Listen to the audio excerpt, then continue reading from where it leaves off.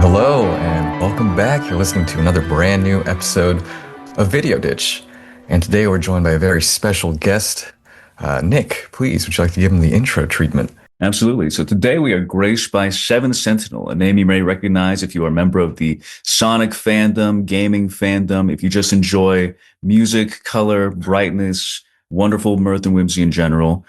They are a member of Doghouse Games working on the upcoming shooter SNAP the Sentinel, something that is taking that kind of Genesis Mega Drive feeling, energy, look, style, and taste and putting it into this modern age and something new and exciting you've never seen before that might just make you scream with joy when you finally play it. Exactly. So, Seb, thank you for joining us today. Thanks for having me. It's always great to be on something special. We appreciate that. Yeah, today, we'll be going through your history with games. We'll be talking about SNAP the Sentinel itself, then perhaps, looking towards the future. But before we get into that, how are you doing today? I'm feeling pretty good. I slept pretty good. I'm hydrated. I'm ready. Perfect. What more could you ask for, right? Yeah. How are you doing, Nick? Yeah. How am I doing? How are you doing? Yeah. I'm doing great. Both of my pets are sick. Shit. They got their diapers on. They know not to bother me. They know that I'm doing something very important. So everything's all right. Perfect. Yeah. And I don't know if I mentioned this last episode, but eagle-eyed viewers, you may notice that I'm in my new studio setup, still in the middle of a move. But, happy to do the show regardless. But let's get to what we're talking about here today. Why we're here today. Sev, you are a developer. Well, actually, let's have you introduce yourself to the viewers and listeners. Could you let them know who you are and what you do? Hi, I'm Sev. I am primarily the composer and sound designer at Doghouse Games, working on Snap the Sentinel. I've been doing music-related stuff for damn near a decade or longer now at this point. Hell yeah. And I love every minute of it. I hail from the far off land of Michigan, although I no longer live there. What else is important to put on there? We can keep it as brief as you'd like. We can. You can extol us with your accolades and your accomplishments. Oh, I have so many of those. All the accomplishments ever. Being such a huge name. God, do I have anything? I was a Life Scout way back in the day. That's sort of an accomplishment. Yeah, that's pretty big. There you go. Yeah. And any projects viewers or listeners will be familiar with that you've worked on in the past 10 years. So I worked on Sonic Robo Blast 2 a little tiny bit. I worked on its kart brethren, and then I also had a part in Ring Racers, its sequel. Yes, right there on. we go. Yeah. I haven't really done a whole lot of game stuff other than that. I've got like a tiny bit of mod work, and that's really it. Okay. Yeah. Okay. Right on. So you're a lifelong musician, I'm going to assume. I have always loved music. Yes. I didn't really understand how much I loved it until a little bit later in life. But I mean, I knew from like my early teens at least that I wanted to do something with music. Yeah. Totally, I've always loved rock. I've always loved metal. I used to love performing on stage, although not for those things. And so I thought that's what I wanted to keep doing, but life has not quite worked out that way. But I have managed to stay with music and keep doing what I love against all odds. Yeah, no, that's the important thing. So very cool. Very cool. I don't actually play any instruments despite being a composer, and that's why I use FM synths and sequence everything out, because I don't really have the brain for instrument, but I do have brain for music. So no, fair enough. Yeah, totally. I understand that. Very cool. And what about your history with games? Let's start there. So this is an interesting question, because for my formative years, I just didn't have access to games. I grew up in a household with, not the most money ever. And so, getting game consoles and games in general was just not really a priority for us. And so I spent such a long time asking, Mom, could I have an Xbox? Mom, could I have a PlayStation? Mom, could I have this? Can I have that? And I never got any of those things exactly. So what I ended up doing is, probably the route that most kids my age went, which was go on Newgrounds and go on random websites and play Flash games and things like that. There you go. Yeah. Eventually, I got my mom to relent and buy a video game. It was not an Xbox. It was not a PlayStation. It was not a Nintendo. It was a plug-and-play console. It was green, and it had the 8-bit version of Sonic Spinball on it and Sonic Chaos. And that led me down a rabbit hole, which I will never get out of. Mm-hmm. Sonic indoctrination. It sent you on a spiral you've been on ever since. I see. Yeah, so it like started most there. Sonic fans. Yeah, okay. And then after that, I legally acquired games that would run on Mom's old Dell because they didn't let me have that game console very long. I spent too much time on it. Certainly, probably because it was all I had access to. Mm-hmm. And then from there, I was looking for more Sonic games to play on that computer, and that's when I ran into SRB2, and kind of the rest is history. Yeah. Okay. I love hearing these stories because it's like, your level of access to the medium shapes your taste so much. Mm-hmm. So hearing your story there. Getting that taste of Sonic and having it ripped away from you. I can only imagine torture, just torments. like a couple hits of it. Like, I need more. Oh, very cool. Okay. With, those early kind of exposures to video games, and I suppose with Sonic specifically, was the music something that stood out to you there, or were there other titles that music like really stood out to you? I think for the very first exposure, like the music wasn't really the point to me. It was more just like the thrill of the game. But when I started emulating Genesis games, the music sounded a little odd at first, as it would to a kid who's never heard FM synths, but it grew on me so fast. There's just, despite the tech being so old, there's a lot of groovy beats. There's a lot of real interesting musical things that you can do on those sound chips. Yeah. And I played so much Sonic, and I played so much Gunstar, and I played so much Rystar. Okay. That Very good. just it's my brain is now fully capable of how do I phrase this? I can now reimagine any music I want as like a track from Mega Man: The Wily Wars if I want. Okay, yeah. Just transcribing it to a sound font in your head. Yeah, certainly. I just I can my brain just thinks in terms of FM synths now, to be a little more clear. Radical. Yeah, okay. Very cool. Okay. With, I suppose, in regards to Snap the Sentinel, it's a first-person shooter for viewers and listeners that don't know. Is that a genre that's near and dear to your heart, or is that just happens to be the direction the project's taken? My history with first-person shooters is not nearly as long as my history with like platformers and racing games. Okay. Sure. Because it took me a long time to grasp the concept of like aiming at things with a mouse or controller naturally. Fair enough. But I would say it's a pretty important genre to me now. There's a lot of satisfaction to be had in any sort of game where you're clicking on a thing and it go boom. So fair enough. Yeah. Very good. With other titles from, the Genesis era, what about those games, like in terms of, I suppose, design philosophy and values there? What about that stood out to you, and why do you think they did?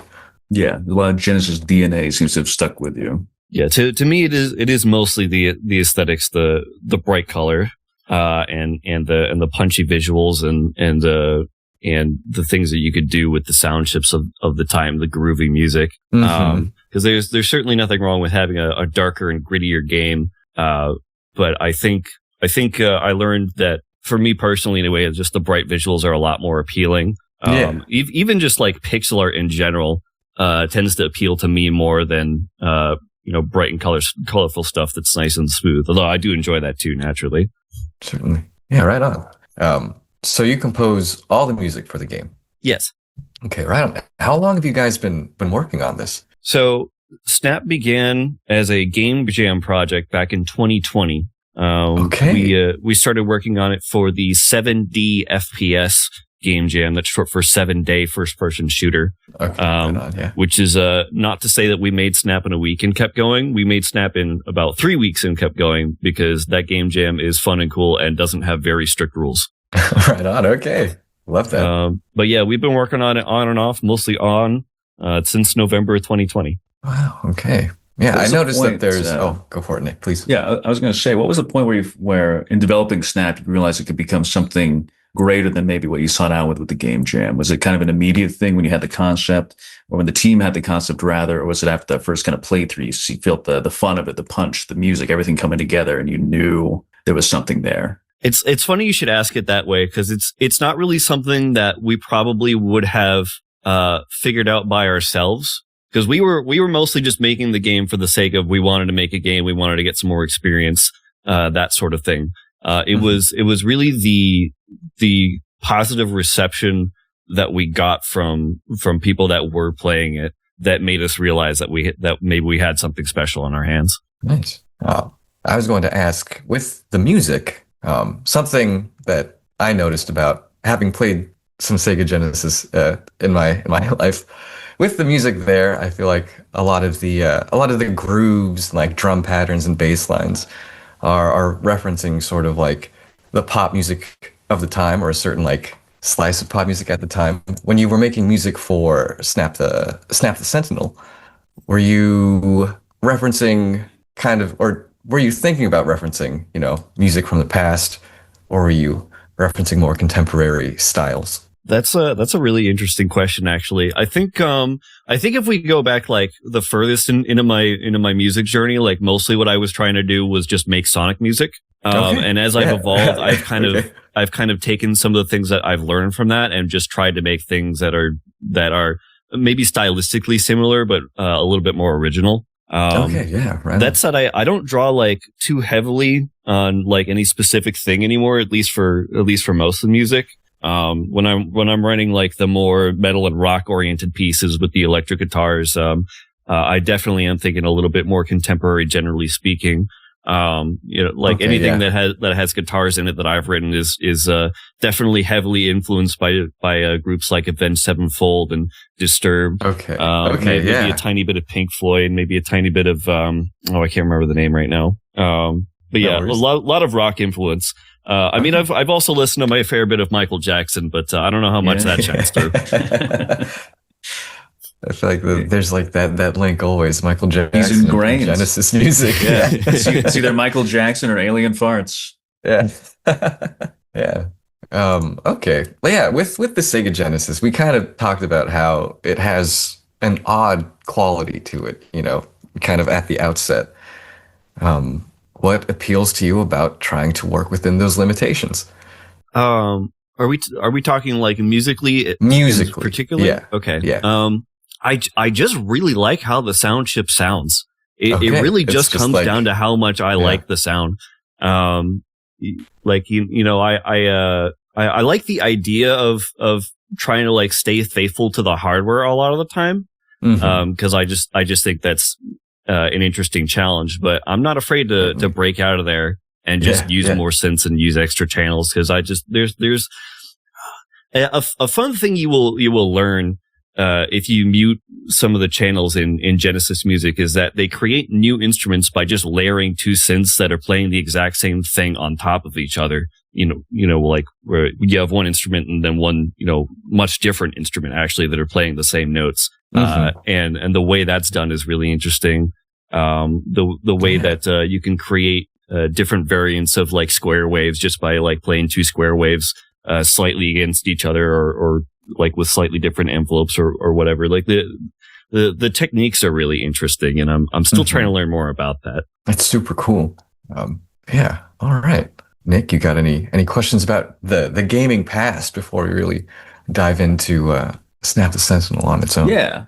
So with all this, I don't know if you'll be able to answer really on behalf of the entire Doghouse team as a whole, but for you personally, with what you gathered as you're a gamer, as a player, as a developer, what's your kind of gaming philosophy going into creating the game and the music and everything in it? What are you seeking out to do when you are creating? What's your main goal? So what I'm chasing is several things.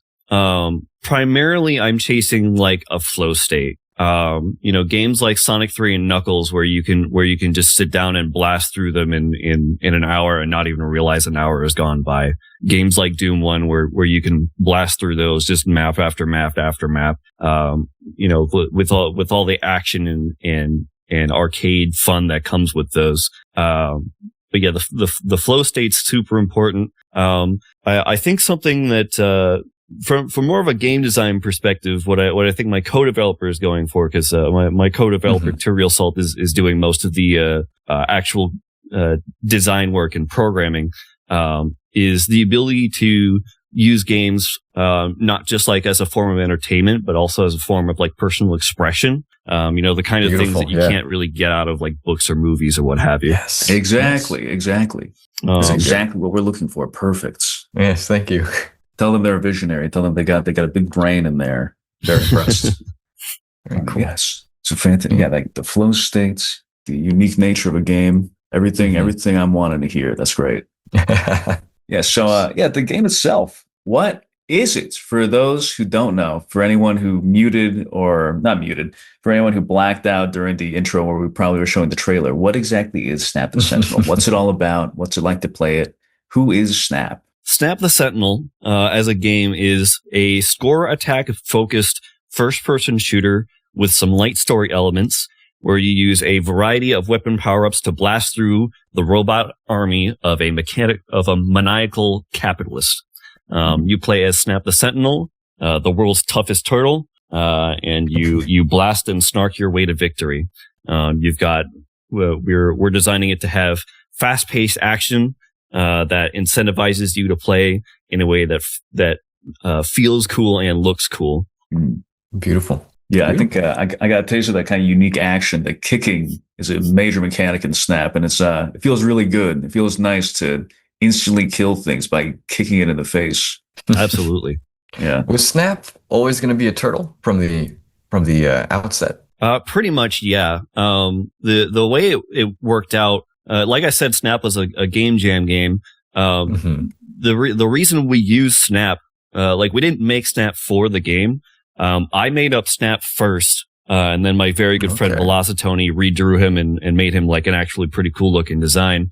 And then I forget if it was like weeks later or months later, but not terribly long after. My co-developer approached me and asked me if I wanted to make a game together. I'm like, okay, well, that sounds fun. What should we do? Oh, we should, I've got that brand new OC. We could make a game about that guy. And hell yeah. There we went. Okay. Very cool. I understand that there is a build of the game available on itch right now. How far, I suppose, with like current work are you guys from that? And how has the project kind of changed since then?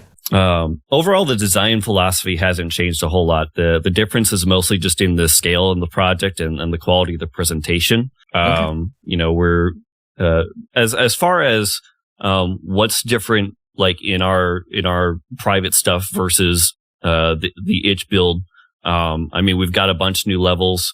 We've done what we can to try to make the game flow better, mechanically. For instance, when we first published the Game Jam build, you couldn't like kick while you were reloading. That got fixed, and we're looking for other opportunities to do that.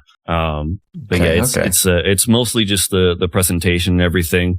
We want to keep adding more world building elements, light story elements that weren't really there in the Game Jam version. Okay, very cool.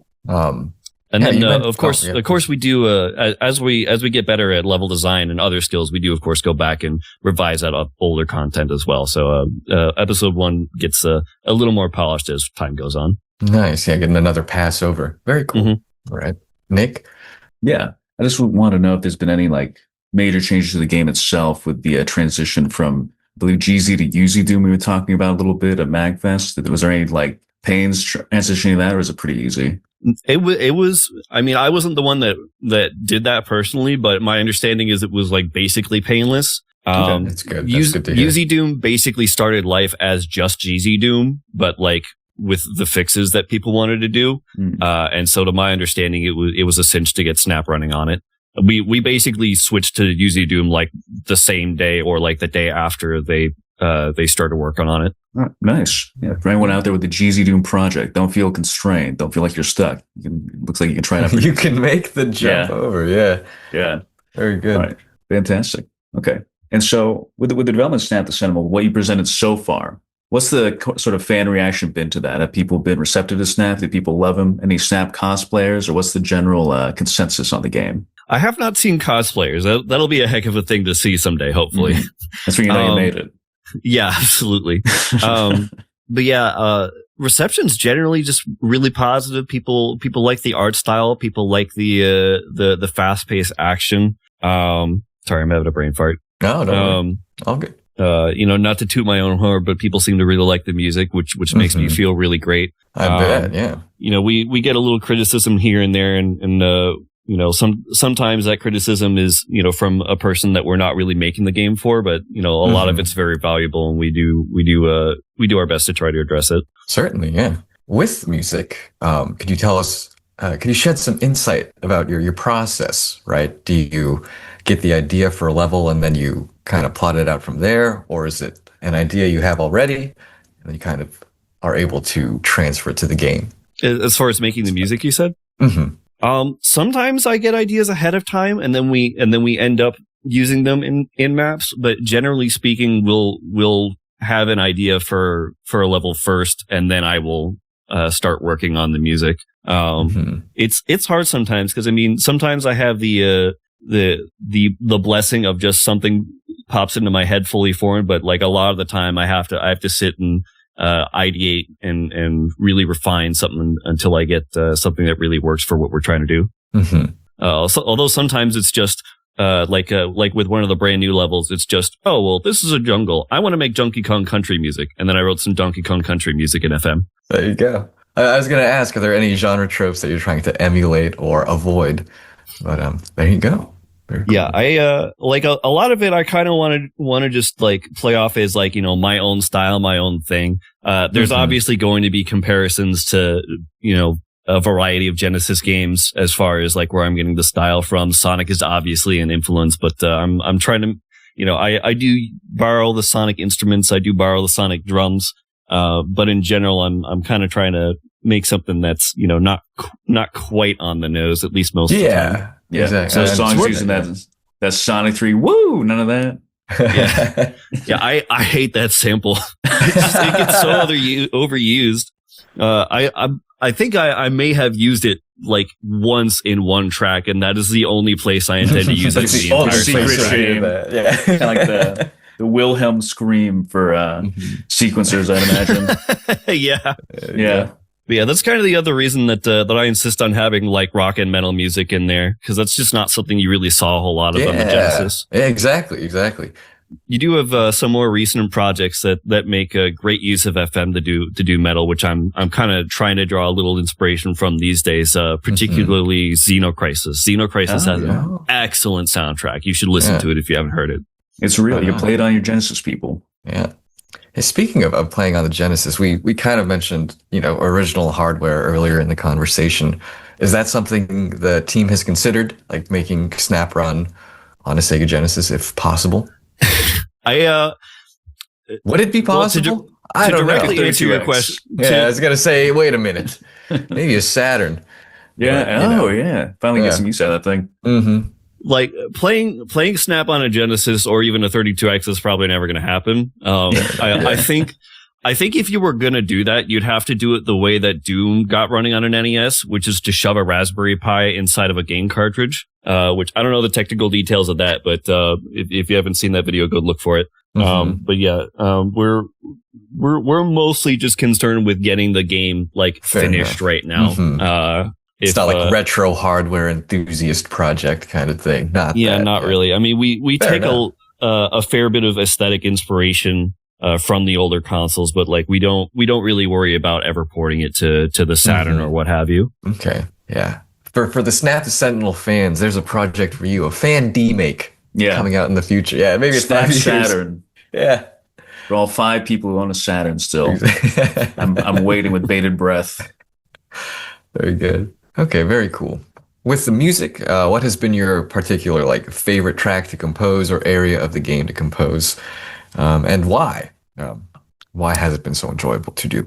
I think the track that I had the most fun writing would probably be for the opening level of episode 2, which is one of the levels that you can play. It's the only level that's currently exclusive to the Steam demo. Okay, because it's got this real upbeat electric guitar to it. I guess I should be more specific, as a lot of them do, but that's beside the point. I kind of just, it's funny because that one, I watched a video about, like the music composition of Wario Land 4, and I was like, oh, I'll use some of that and make a track. And then I just completely didn't, but I just had a great time writing the piece anyway. I was just, I was just making some cool rockin' beats. And then like when I was like a few phrases in, I posted, something to my co-developers, and they were like, this kind of reminds me of like a level in SA2. And then I was like, oh yeah, that sounds fun. I'll lean into that. And so I leaned into it, and it was just a lot of fun to borrow a couple of the ideas from that. Yeah, right on. Actually, if I had to give another answer, I'd probably also say the music for the opening level of the city was a great time. Cause that's a remix from that's basically a remix music of the skyscraper level. And I'd never quite written anything in that style before I did that remix. So it was really interesting trying to get like that 90s, like kind of hip hop vibe. And I like, really, really insidious and serious. Those probably aren't very good terms, but, in my intense, track.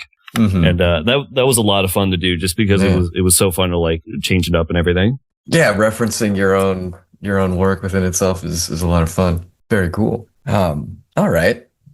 I'm not sure if you could speak on behalf of the whole team here, but with the project, what are you trying to what's the main, emotional response you're hoping for with the game? Is it just purely from the gameplay, and the spectacle of it all kind of perfectly, what's the word I'm looking for here? Nick? It's encapsulating that joy, that Genesis feeling, the blast processing feeling, everything that was promised in those ads and more. Well, primarily, we want Snap the Sentinel to feel like a power trip, like you are an unstoppable force. We try to design it to be easy to pick up and play, not horribly challenging to finish on your first run. We emphasize giving you chances to recover from rough situations. So things are, maybe tough sometimes, but not unfair. We like I said, like I'm chasing that flow state. So for me, a lot of that is, and to my co-developer is making as much of gameplay as possible feel exciting and interesting and not like you're waiting around or wasting time or like things are like overly drawn out. Okay, so very active, a lot of agency in the player's hands. Okay. The aesthetic plays a lot into this. We're trying to give you big, satisfying explosions. We're, stuff flying everywhere when you destroy robots. We've got those guitar solos in the background to help you really feel like you're just like on the top of the world. Very good. That said, like I said, we got to have a little bit of challenge. So it's not like, we don't want you to just waltz through it. Especially if you want to max out your rank. Like if you like score attacking, I mean, we're basically designing it primarily as a game that you can time attack and score attack. Right on. You really get the most out of Snap when you become skilled enough to get those A ranks and those S ranks. Okay, yeah. Is it a fixed difficulty or are there levels you could choose? So there are 4 difficulty modes, 2 of which are unlockable. Okay. So you've got normal mode, which is normal mode. You've got easy mode, which is normal mode, but you get more ammo and take less damage. When you finish normal mode, you get hard mode, which is not that different mechanically, but we actually close off some parts of levels and open up brand new paths. Cool. And then you've got another difficulty level on top of that, which you can unlock, which is hard mode, except all the enemies have additional behaviors to make them bigger threats. Oh, perfect. That's great. I always appreciate when the hard difficulties are actually adding new and like reasons to replay it on these hard difficulties instead of just like they take more damage or it takes we tweak longer. the values. Yeah. Yeah, It's we always hate more difficulty exciting here. It's fantastic. Yeah, very cool. Straight What from was the the community school. yeah. Yeah, how was the process of balancing difficulty? Was that something that you guys were able to figure out pretty intuitively at first, or was that the result of, lots of feedback over the years? I mean, for me personally, it's taken a lot of feedback to get down. I still have the problem of like making things too hard and having to really dial back. Fair enough. That's cool though. Punishing game dev. We love it. Yeah. Yeah.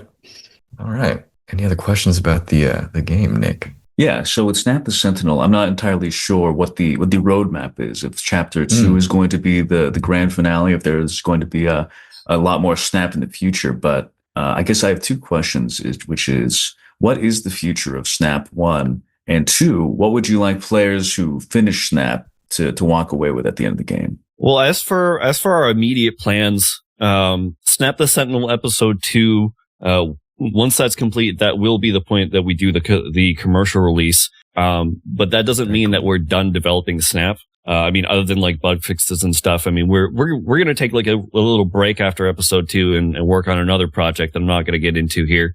But eventually we would like to make Snap the Sentinel episode 3, maybe more if all the stars align and everything feels right. As far as what I want people to walk away from Snap with, we want them to feel full, like they've just eaten a good meal. We really want them to feel satisfied. We want them to feel like their time's been respected. We want them to feel like, nice. I guess another way I could word it is like they just got off a really satisfying roller coaster, I guess. For me personally, there's also, maybe like an inkling of the idea, that they could have a part in making a difference in the world, even though they probably shouldn't do it with weapons. That's why video games exist. Just with roundhouse kicks. Yes. And lasers. Yeah. That's great. I think the meal analogy is perfect, especially with something that's so focused on the heavy gameplay. And the nice thing too, like you said, with the different difficulty settings, you go back for seconds or thirds, playing on hard or very rude should be a new experience for anyone who wasn't fully satiated by the initial run through. So that's good to hear. I like that. Yeah, very good. Well, yeah, I suppose looking towards the future even further, I always like to ask just everybody, like, when you're not developing your game, or what do you like to play like these days? And is there anything you're looking forward to playing this year? I'm definitely looking forward to a lot of the stuff that, I mean, like my Steam backlog obviously is huge. I can't even like begin to describe what's on that. Of course. I've recently gained access to Captain Wayne. I'd like to play that. Captain Wayne. Yeah, mentioned. Love it. People often say that, people often draw comparisons between Snap and Ultra Kill. So I've been meaning to play that for a long time. Don't have access to that yet, but I will at some point. Things that I go back to play. I keep coming back to Team Fortress 2. Wow, a man after Nick's heart. Yeah, very much. I'm not like super skilled at TF2 or anything, but it's got a very special place in my heart. And if my friends are having a game, I am right there with them. Who do you use typically? Any set class? I basically only play Pyro. Nice. I'm the WM1er. I'm sorry. We are natural enemies. I almost exclusively use Soldier. I still have to work on my air blasting. I'll like go in there and like, I know how to do this. I can do this, and then I'll get my ass handed to me until I've done like 10 Turn of Snow matches. You're blasted by a Crockett or something. Yeah, it's great. Yeah. That's the fun of it. You never feel like, God, this game sucks when you die. You're like, well, got to get back out there and keep going. I could die hundreds of times at Team Fortress 2, and I still would enjoy it, and I have. So. Yeah, that's something that TF2 does really well is like, I don't really feel defeated when I die. I really feel like I can just keep going. Exactly. It's a fantastic game. I love it. I love it dearly. I'm actually, just a little bit off track. Have you seen the TF2 classified release came out recently? Any interest in that? I am aware that it is out. I don't know that much about it, but, I have been urged to check it out. And so I will at some point. Yeah, some friends of mine were also strongly encouraging me to download it, so I'm going to try it out very soon, and I'll let you know how it is. It looks great, though. It looks like a lot of fun. Excellent. The other stuff I keep coming back to, I keep coming back to racing games. I keep coming back to platformers, just as genres in general. I see. Okay. I boot up a little Shovel Knight every now and again. I boot up a little Mario Kart Wii every now and again. When I want to play a good racing game, I boot up Ring Races every now and again. Okay. I've always loved racing games, and at some point I would like to work on another one at some point. I even keep coming back to a game that I played a long time ago, Nicktoons Racing for PC, which has been out since 1999 or 2000, which is basically just bootleg Mario Kart with Nicktoons characters, but it's near and dear to my heart. Sure. It's we like love to hear. A secret, would you say it's kind of like a Crash Team Racing? It's got this research. It's like, no, it's actually better than Mario Kart, or is it just purely nostalgia that you keep going back to it? I mean, I don't think it's anything super special by today's standards. I wouldn't call it like a guilty pleasure or anything. But it doesn't really stand out a whole lot either, compared to its contemporaries or even modern games for that matter. Fair enough. Very good. Well, before we get into our community Q&A, any words of wisdom for, prospective game devs or fellow artists, musicians? As far as music goes, well, as far as things in general go, if you're just starting out, you have to know that the first stuff you make will be terrible. You have to make a lot of stuff that sucks before you get to anything that's any good. So don't get discouraged. Keep going. I'm gonna, the other thing you have to know is like, if you're really serious and you're trying to get good, then you have to take your failures and learn from them and do it like quickly. If you're trying to get stuff done in a hurry. Fail faster was the subject of a MagFest panel I went to last year, and I'm unable to remember enough of that to really elaborate on, but that's something that's very important to internalize, to consider. Yeah, trust the process. Fail faster. Absolutely. Yeah. You can get into development by making like something really small. You definitely don't want to like try to make your magnum opus as your first thing again, because you're going to make a bunch of bad stuff first and have to like go back and redo a bunch of it. But you can start with a very small project, or you can just start by modding games. When I first got into SRB2, that was basically the start of my game dev journey, because I learned to use the tools to make maps for that. And naturally, I'm still using evolutions of those tools today. The other thing is that you really can't underestimate the power of networking. The only reason I'm really able to work on games, because I am not smart enough to do programming. And so I'm only able to work on games because I networked and I met people who are better than me at the stuff I am not good at. So you really want to put yourself out there and you're playing off each other's strengths. Absolutely. Yeah, very good. Go to MagFest, go to MagWest, go to all those gaming conventions, find people like you, and be like, hey, we should hang out. We should do something. That is certainly one way to do it. Absolutely. You guys actually want to make art together? Yeah. Very good. Yes. Similar sentiments echoed by other developers. So we love to hear it. It's all very encouraging and inspiring stuff. So thank you for sharing. And I suppose, unless you got any other burning questions about either the past or the game itself, Nick, we can move into community Q&A. Yeah, let's get straight into it. Let's see what the community has to say. All right. Our genius community. Our beloved community, thank you guys so much for those that sent in their questions. We love you all. There's a real, what's the way to say it? Gradients of quality to these questions. Yeah, start us off, Nick. Who do we got? So with the high quality question from Donnie Q. I think we already answered this, but what was used to compose the music was all FM Studio, you said, or? Not. I think you're thinking of FL Studio, which is not a tool I use, although I hear good things about it. There's actually the reason I don't use FL Studio is because it's like a traditional digital audio workstation where it wants you to arrange things like kind of physically, horizontally, vertically by like where the notes are in the scale and everything. And even though I've worked with music for a very long time, having grown up doing like choir and things like that, I never really learned to sight read very well. I never really understand learned, it. Yeah, I get you. The exacts of that. And so I've always just had a hard time parsing that sort of stuff. And so when I got into music, I initially tried using like MIDI programs, but I eventually moved on to OpenMPT, which is a tracker, which I'm still using to this day.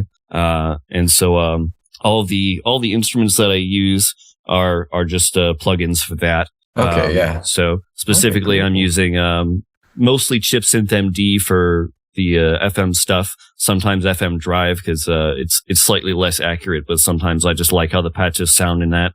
Super PSG for the PSG chip, and then everything else is just samples I grabbed out of VGM. Totally. Yeah. And then for sound effects, it's still OpenMPT. It's still all the same stuff, except sometimes I slap like a little reverb on it in Audacity afterwards. Yeah. This is I had to pay for most of the plugins I just mentioned, but like for somebody that's just getting into this and wants to write FM synth music, you can start out for free by using Furnace. Furnace is not something that I personally have a lot of experience in, but it covers composition for a wide variety of game consoles, and it might be a good place to start. And also lets you export VGM, which is not something I can do in OpenMPT. So there you go. There you go, Donnie. Yeah.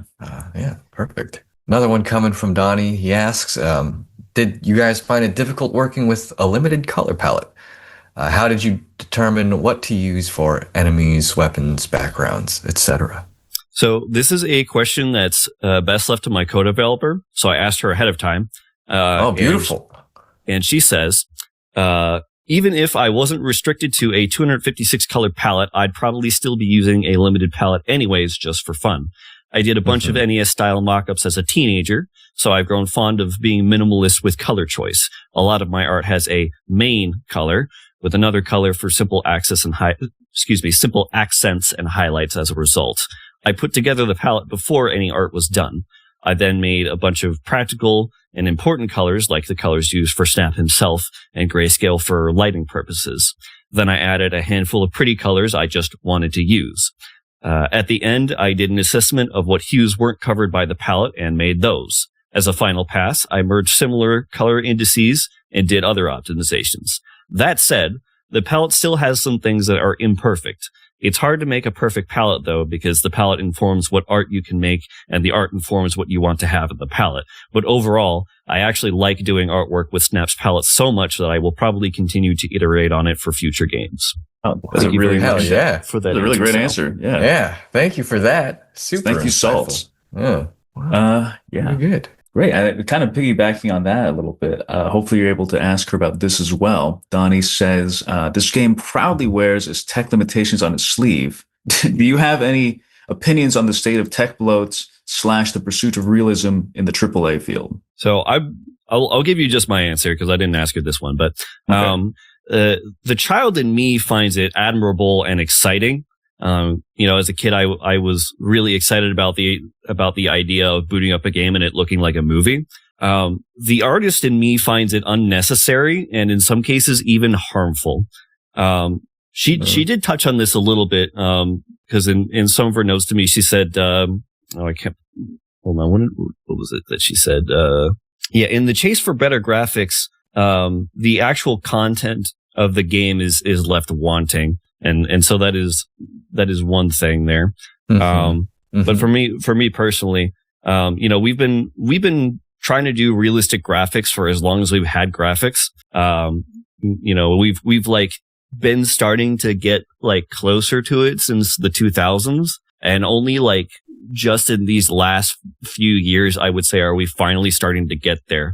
And that has left several generations of quote unquote realistic style games, with, styles that don't age very well. They don't age well. Yeah, no, yeah, totally. Like the people don't look quite like people. They the motion capture is there, but the lip sync is off and everything just seems kind of off. And, a lot of stuff has just been left behind in Uncanny Valley.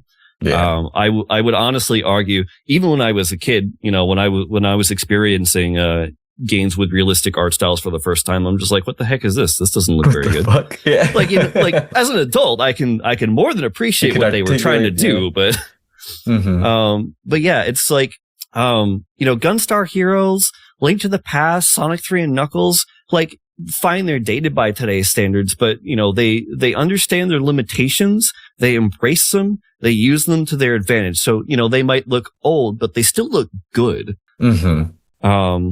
The other thing is I'm not terribly keen on how, these realistic art styles that are like actually starting to look good require, the latest and greatest hardware, pushing all kinds of teraflops and requiring all this power. And that makes them a lot less accessible. Yes. Which can be problematic, especially in the current RAM-pocalypse we are finding ourselves in. Mm-hmm. And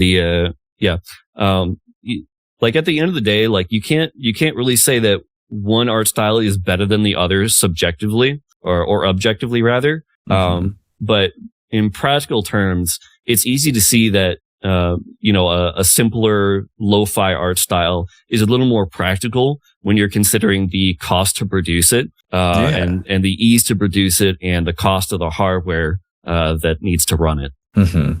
Oh, certainly. And that also just opens you up to a much wider audience. That's very cool. Was that kind of a value you guys had from the outset when you were developing the game? Like, we want this to be kind of like lo-fi in a way. I think as far as the aesthetics go, it was more just we wanted to continue to use the skills that we had already built, and Sal had done a good amount of pixel art, obviously, mm-hmm. and so she wanted to keep doing pixel art, and I was already writing chiptunes, and I wanted to write more chiptunes. So it wasn't really that we sat down and went, oh well, we should make it look like the Genesis. It's just that's the skills we had, and that's what we wanted to work with. Very cool. Very cool. Let's see. I don't know if I want to read Antoide's sliding scale of questions, like I was saying. I don't know if you got a chance to here we go. Yeah. Antoide is one of our beloved. He always has so many questions that make you question things about yourself and about him. Antoide's asked, did you ever eat a turtle and have to go to the ER like in Judy Bloom's Tales of a Fourth Grade Nothing? Was that ever something that happened to anyone on the team? The real answer is no. The funny answer is I'm so full of turtles yum. Next question. Oh, there you go. Great. And were you developing this game when those planes hit those towers, or is that only relevant to that Master of Disguise turtle thing? Do you know about that, the Master of Disguise thing? I actually found out about that just the other day.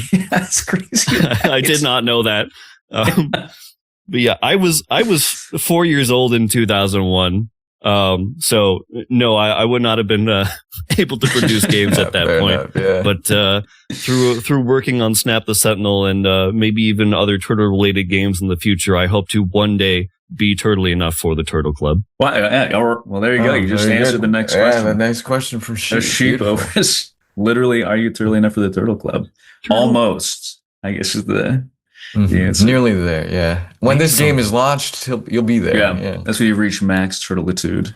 Mm-hmm. Honorary turtle. Yeah. Oh, beautiful. All right. Well, yeah, that kind of brings us to the end of today's episode, the plug section of today's episode. So where can viewers or listeners find the game, Sev? So if you are looking for the build with the most content, then you will want to go to our page on itch.io, which I forget the exact URL offhand, but you can get there through snapgame.net. What I usually suggest is that people go through our Steam page right now. Because the Steam demo is smaller, but is a lot more polished. And so I personally prefer that as the current introduction to Snap. So that's at snapgame.net/Steam. We have a Blue Sky account that's at snapgame.net. We also have a Mastodon account. Nobody's on Mastodon, so I'm not going to worry about that, but it has, like, what the hell is Mastodon? It's what I thought new Twitter was going to be before Blue Sky took over. We do have an announcements channel at snapgame.net/Discord. We basically primarily use it as an announcements channel. There is a channel that you can chat in, but that is exclusive to patrons. Wink, wink, nudge, nudge. Snapgame.net/Patreon. There you go. But yeah, all that stuff's at snapgame.net. We've got a page about the team as a whole at doghouse-games.com. It's doghouse-games.com. If you're looking for me personally, I'm at seventhsentinel.net. I don't want to plug too hard, but I have just opened commissions for music and sound effects. Oh, hell yeah, dude. So Hell if yeah. you head over to my Blue Sky account, which is linked there, you can find the information for that. And if you are looking for my lovely co-developer, Terriel Salt, you can find her at terrielsalt.card.co. That's card with 2 R's. CARRD. Beautiful. Beautiful. And as always, we'll leave our information in the links below. But that brings us to the end of today's episode. Sev, thank you so much for coming Yes, on and thank you. Thanks talking for with having us me. about your game. Yeah, no, this is a real pleasure. Yeah, very glad we got to meet at MAG. Wonderful time. Glad I got to chat for you for those couple of seconds and convince you I was a real person worth talking to and not a total deranged psycho. So glad it all worked out. I could say the same. Beautiful. Yeah, so viewers, listeners, go wishlist the game on Steam right now. Go listen to some of Seb's music. As always, take care of yourselves and keep on gaming in the free world. We've been Video Ditch, and we'll see you next time.